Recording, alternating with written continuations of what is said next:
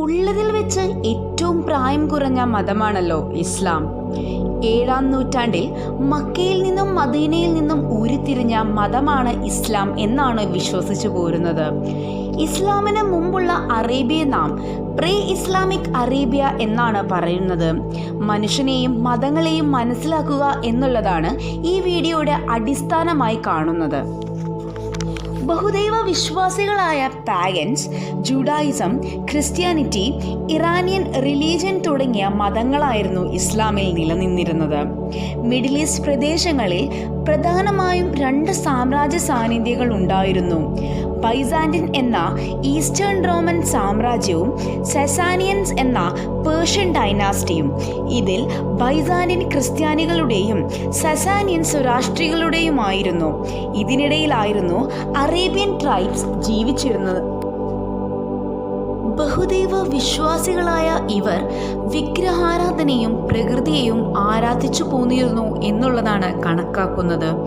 അതോടൊപ്പം തന്നെ ജിന്ന് പോലെയുള്ള അമാനുഷിക ശക്തിയെയും ഇവർ ആരാധിച്ചിരുന്നു. ഇസ്ലാമിന് തൊട്ട് മുൻപ് അറേബ്യയിൽ ഉണ്ടായിരുന്ന ഒരു നാടോടി സമൂഹമായിരുന്നു ബദൂയിൻ ജനങ്ങൾ. ഒരു വലിയ കുടുംബം ഒരുമിച്ച് ജീവിക്കുന്ന ശൈലിയായിരുന്നു ഇവർക്കുണ്ടായിരുന്നത്. ഒരു ഗോത്രം മറ്റൊരു ഗോത്രത്തെ തികച്ചും ശത്രുക്കളായി മാത്രമായിരുന്നു കണ്ടിരുന്നത്. ജൂതന്മാരുടെ അറേബ്യയിലേക്കുള്ള കുടിയേറ്റം 2-ാം നൂറ്റാണ്ട് മുതൽ തന്നെ ആരംഭിച്ചിരുന്നു.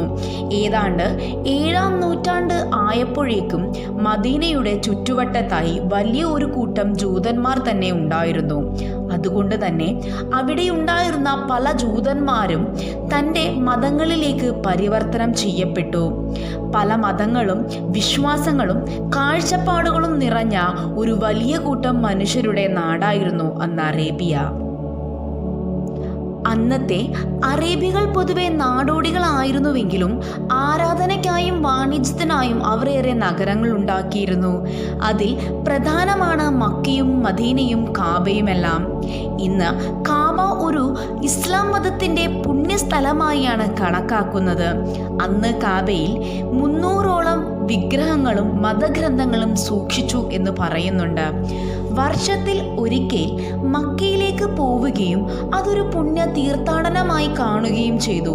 പിന്നീട് മക്കയുടെ കൺട്രോൾ ഖുറൈശ ഏറ്റെടുക്കുകയും മക്ക ഒരു വാണിജ്യ കേന്ദ്രമായി മാറുകയും ചെയ്തു. പ്രീ ഇസ്ലാമിക് അറേബ്യയിലെ പാഗൻസ് ദൈവങ്ങളിൽ വെച്ച് ഏറ്റവും പ്രധാനം ഹൂബൽസിന് തന്നെ ആയിരുന്നു. മറ്റു പ്രധാനപ്പെട്ട ദേവതകളായിരുന്നു അല്ലാത്ത്, അൽ ഉസ ആൻഡ് മനാത്ത്. അൽ ഉസ എന്ന് പറയുന്നത് ഫെർട്ടിലിറ്റിയുടെയും അല്ലാത്ത് പാതാളത്തിൻ്റെയും മനാത്ത് യുദ്ധങ്ങളുടെയും ദേവതകളായി കണക്കാക്കി പോരുന്നു. എന്നാൽ ഇതിന് പുറമെ മറ്റുള്ള ദേവന്മാരാണ് റുദാഫ്, ബൽസ്മി. ബലാസ്മിയെ കാണുന്നത് കാറ്റിൻ്റെയും മഴയുടെയും ദേവനായിട്ടാണ്. ദിവസേനയുള്ള പ്രാർത്ഥന അവരുടെ നല്ലതിനു വേണ്ടിയും ഇവർ പല നേർച്ചകളും ദൈവങ്ങൾക്ക് നൽകിയിരുന്നു. ഇസ്ലാം മതത്തിൻ്റെ ഹജ്ജ് എന്ന് പറയുന്ന തീർത്ഥാടന നയം അന്നും ഉണ്ടായിരുന്നു. വർഷത്തിൽ ഒരിക്കൽ തീർത്ഥാടനത്തിനായി പോകുന്ന ശൈലി അന്നേ ഉണ്ടായിരുന്നു.